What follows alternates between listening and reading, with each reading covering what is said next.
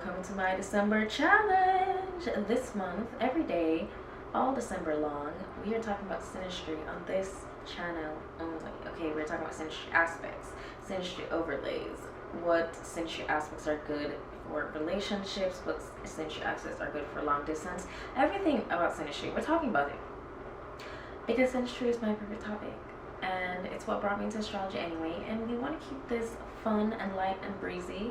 And yeah, it's just a good way to kick off the channel, right? Today though, we're going to talk about moon in the first house. Moon in the first house, let's break this down. So we already said the moon is about like your habits, your emotions, the intimate details of you, a little bit of your creativity as well. And then the first house, that's where your ascendant lies. That's what builds the strength of the first house. It is quite literally like your personality, how you portray in the world, sometimes very literally your physical vessel. I feel like the second house is a little bit more tactile when it comes to talking about the body and the vessel, but the first house is just really off the bat your first impression, the first impression that you give off to other people. The first house is where you create your sense of self as an individual. So when the moon falls into that, it can be very intimate. It's like this breath of fresh air where you can see the person as their most confident self, and that is very inspiring. That's where the moon touches on like the creative aspects. You just kind of like feel that like fire light up within you, and you want to be around this person. Being around this person inspires confidence in you as well. Remember, the moon is like this reflection body, so it also acts as a mirror in a lot of relationships, and relationships in general are like mirrors. So I feel like moon in the first house is quite spicy, like spicy in the sense of like it can be very PDA, like this is a couple that does not really care who's around or who's gonna see anything. They're always gonna be very close to each other, always like touching each other, little kisses, little cheek kisses, like, and they are just as like physically affectionate outside of the public eye as well, like in private, if not more so. A big question in synastry is wondering if the effects that you feel is different whether you're the planet person or the house person, meaning is it your moon that is falling in their house, or is it their moon that's falling in your house?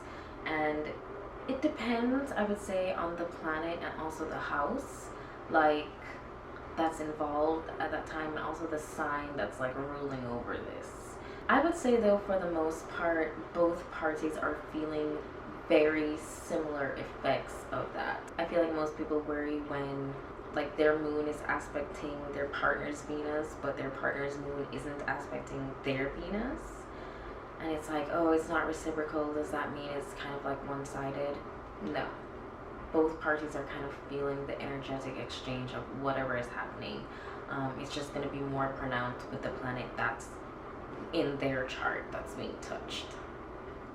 Hopefully, the more I make these videos, like if the synastry things sound like kind of like abstract still to you in the beginning, like if you're not too familiar with astrology and you're just kind of just like still a beginner, and these things are kind of like maybe going over your head a little bit, probably by hopefully like the 15th video I'll sprinkle in like little knowledge of synastry here and there, and you'll start to kind of like put the pieces together, and soon you'll be at the club or the bar, wherever you hang out, like reading your friends' crushes, and like you'll be able to be like, not him, you know, not her, like choose someone else, you know what I'm saying?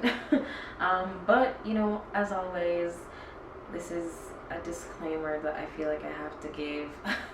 You always have to get to know the person, because you could have great synastry with someone and then meet them in person and it's like just the attraction isn't there. Or you could be very attracted to someone, but when you look at the synastry, it's just like not there. So it's like, always get to know the person in real life. Don't base everything off the synastry. The synastry is always better. Astrology in general is always better when you know more about the parties involved. So if you want to keep it spicy, if you want to keep it interesting, you gotta know more about the person. Another thing with moon in the first house, if you have this overlay with someone, they are not afraid to declare out loud how they feel about you, and also in public. Like, they don't care if it's obvious that like you guys are clearly a thing. Like, it's moon in the first house is very much giving like, I proudly claim you. It's not translation that you guys are definitely going to be in a relationship. Obviously it depends on all the other aspects that are going on in the charts. But if you are the type of person who likes PDA, or likes that like feeling of being claimed, or like someone not being like shy to be intimate around you in public or in front of the boys or the girls or the whatever, they don't switch up. If you like that, that's like an overlay that you want to look for in your synastry with others moving forward. But yeah, I feel like this is very passionate. It's definitely giving like high school crush or like first love feelings. And yeah, it's just a cutesy one. So let me know which aspects you want to hear about next, or which synastry questions you may have. And yeah, catch you at the next one.